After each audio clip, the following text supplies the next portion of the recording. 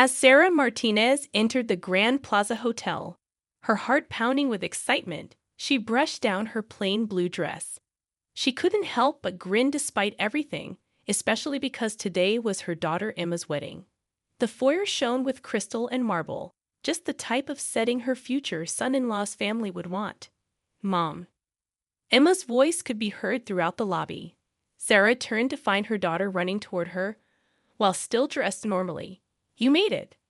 However, Emma's smile had a tightness to it, and Sarah could feel the stiffness in her shoulders. "I made it, of course, my love. Your special day would not be missed by me." Emma stepped back a little, her gaze flitting over the lobby as Sarah extended her arm to embrace her daughter.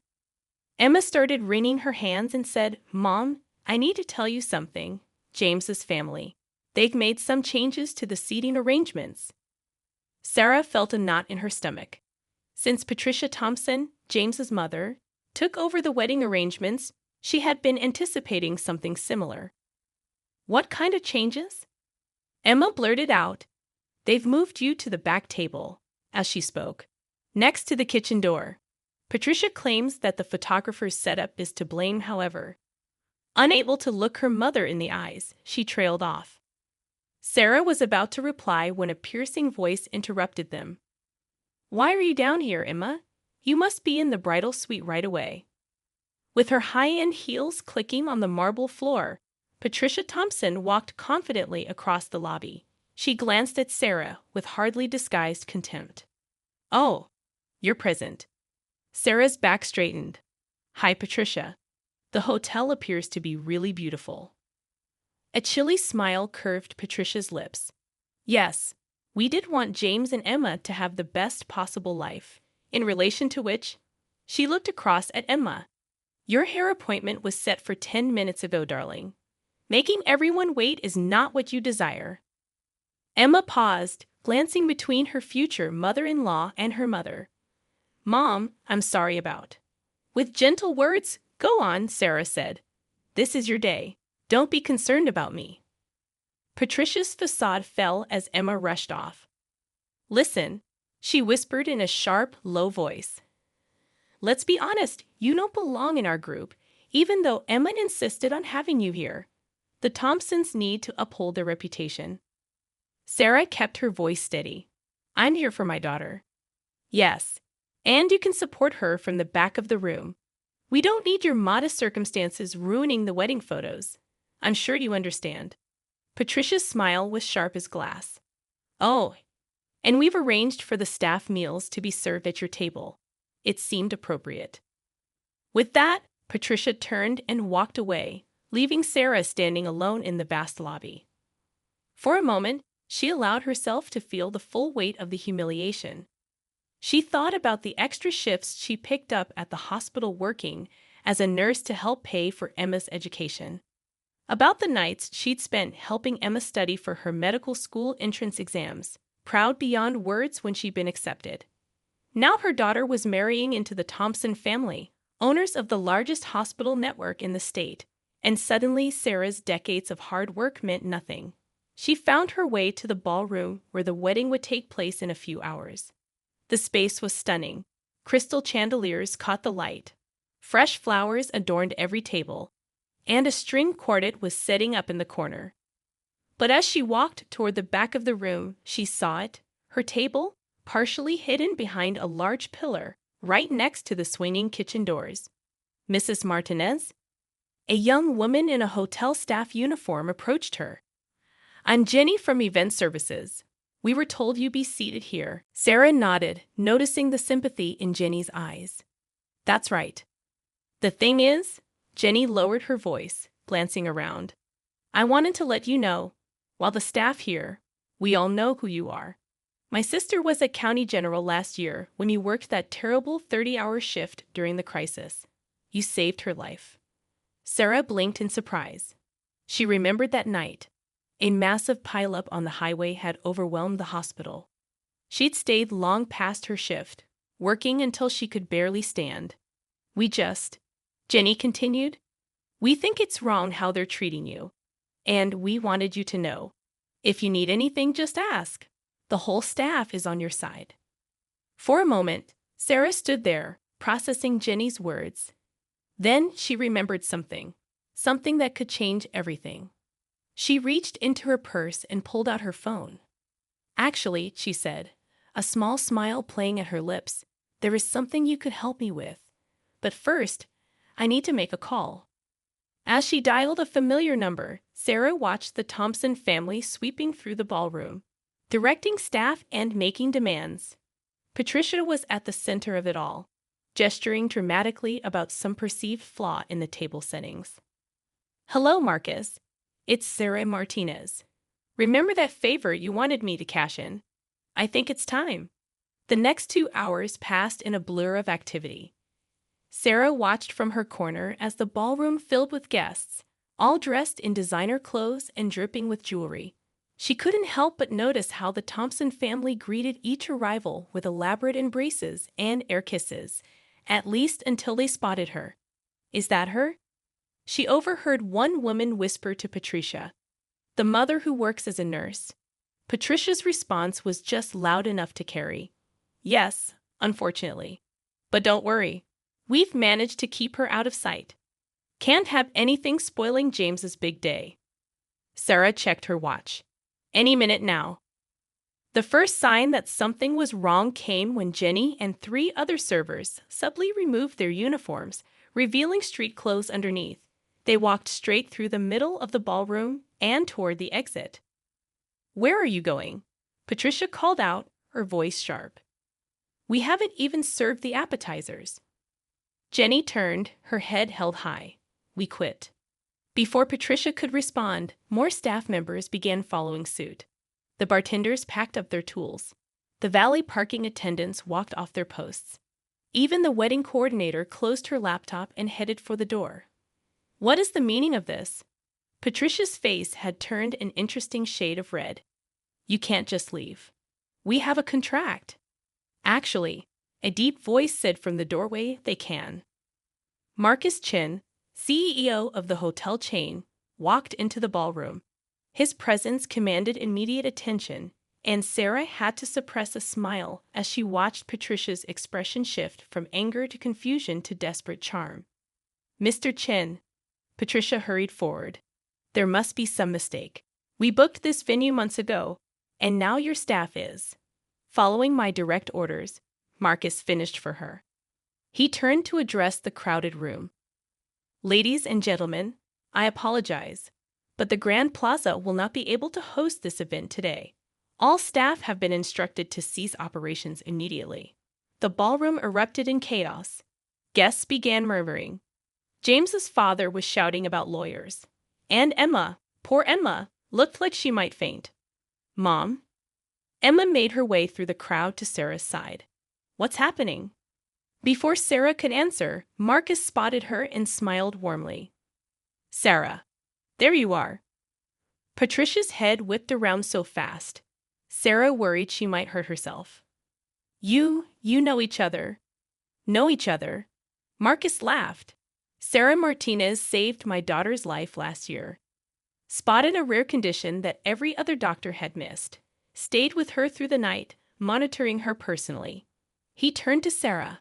I told you then, anything you need, anytime. I meant it.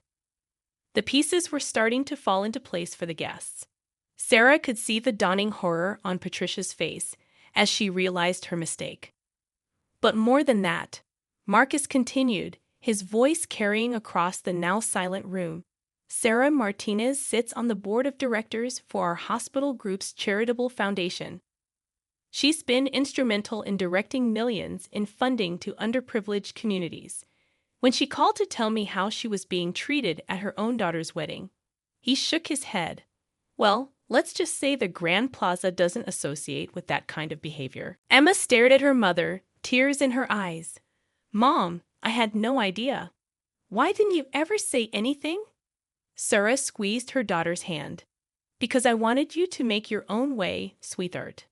I never wanted my connections to influence your choices. She paused, looking around the room.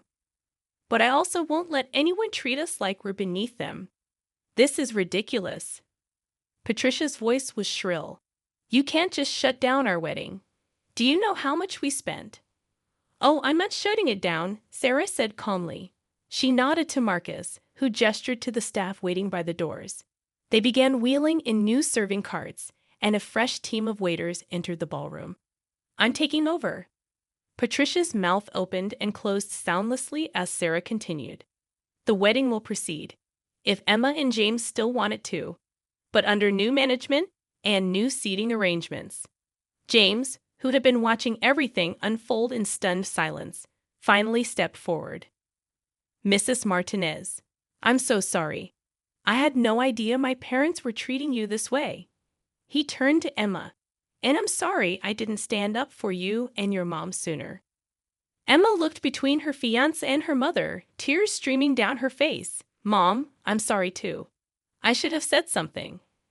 No more apologies, Sarah said firmly. This is still your day. Let's make it a good one. She turned to the gathered guests. Everyone who would like to stay and celebrate Emma and James's wedding is welcome, as long as they understand that in this room, everyone is equal. Everyone is family. The transformation that followed was remarkable. The Thompson family, thoroughly humbled, retreated to quiet corners. The other guests, free from the atmosphere of judgment and pretense, began to relax. And Emma. Emma was glowing with pride as she looked at her mother. As the ceremony began, slightly delayed but more genuine than it would have been, Sarah took her seat in the front row. Jenny, who had changed back into her uniform along with the other staff, caught her eye and winked. Sarah smiled, thinking about how different this day had turned out from what she'd expected. Sometimes the best revenge wasn't about getting even. It was about standing up and showing your true worth. But there was still one more surprise in store for everyone. As the reception began, Sarah watched the transformed atmosphere with quiet satisfaction. The string quartet played softly in the background while guests mingled freely, the former social hierarchy forgotten in the wake of the afternoon's revelations. Patricia Thompson sat at a table near the kitchen doors, the very one she'd assigned to Sarah, looking thoroughly deflated. Her husband Richard kept checking his phone, no doubt trying to assess the social damage of the day's events. Sarah almost felt sorry for them. Almost. Mrs. Martinez. James approached her table, looking nervous but determined. Could we talk privately for a moment? Sarah nodded, following her new son-in-law to a quiet corner of the ballroom. James took a deep breath before speaking. I want you to know, he began, that I've made some decisions. I'm stepping away from my family's hospital administration position. Sarah's eyebrows rose in surprise. James, that's not necessary. It is, he insisted. I've been thinking about this for a while, actually.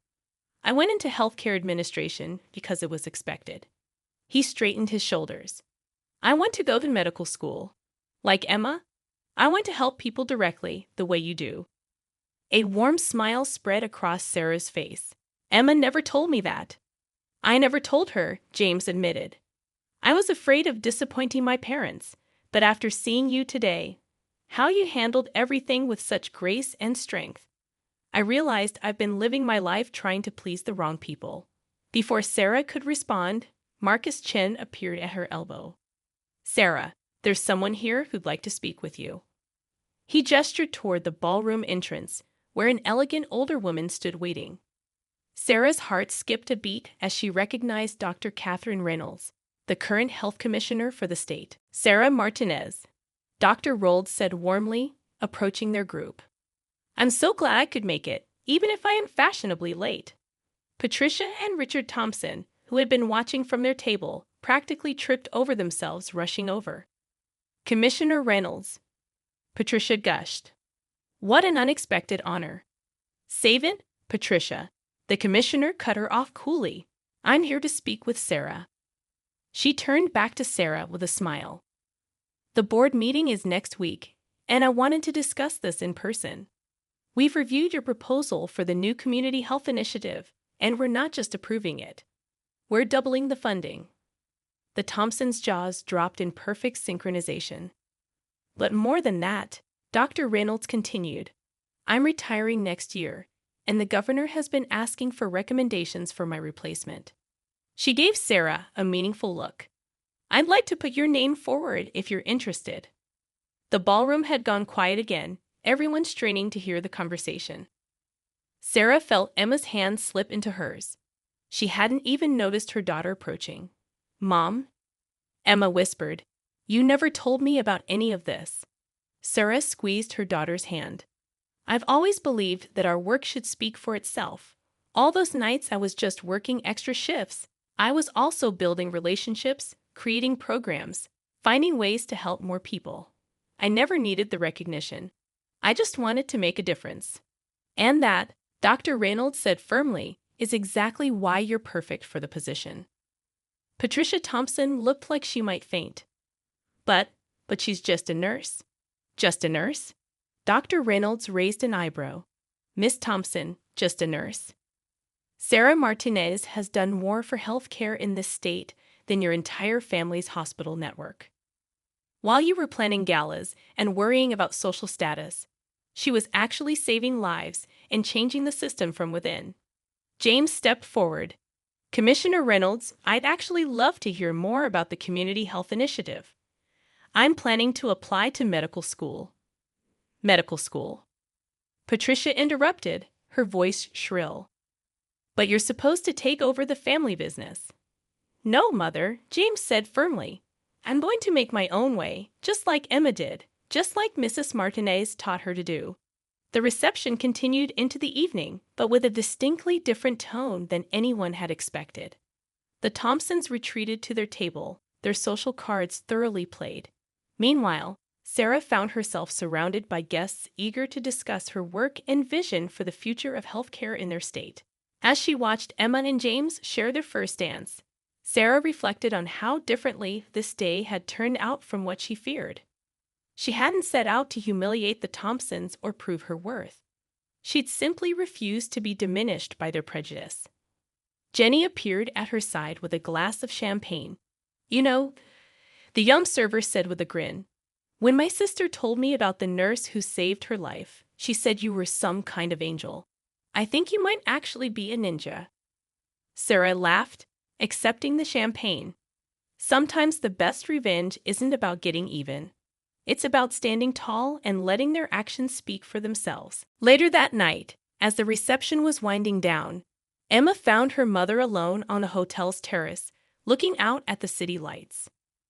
"Mom," Emma's voice was soft. "I'm so sorry about everything, not just today, but I've been pulling away from you, trying to fit into James's world. I forgot who I am, who you taught me to be." Sarah turned to her daughter, seeing not the bride in her expensive gown, but the little girl who used to fall asleep reading medical textbooks because she wanted to be just like her mom. "You never have to apologize for trying to find your way," Sarah said, pulling her daughter into a hug. "But remember, your value isn't in who you marry or what family you join. It's in what you do, how you treat people, and the difference you make in the world." Emma wiped away a tear, careful of her makeup. "I know that now more than ever," she paused, then added with a small smile, "Health Commissioner Martinez." Sarah laughed. "Let's not get ahead of ourselves." "Why not?" Emma asked. "After today, I'd say anything is possible." As they stood there, mother and daughter looking out at the city together, Sarah felt a deep sense of peace. The Thompsons had tried to put her in her place, not realizing that she had built her own place, one of respect, dignity, and real accomplishment. The next morning, Sarah's phone buzzed with a text from Marcus. "The staff can't stop talking about yesterday. You've become a legend at the Grand Plaza." Sarah smiled as she typed her reply. Sometimes the best revenge isn't revenge at all. It's living your truth and letting others learn from it. As she set her phone down, Sarah thought about all the paths that had led to this moment. Years of hard work, quiet dedication, and unwavering integrity had built a foundation that no amount of social snobbery could shake. The Thompsons had seen her as just a nurse, not realizing that every life she touched, every program she built, and every relationship she forged had created a legacy far more valuable than their superficial status.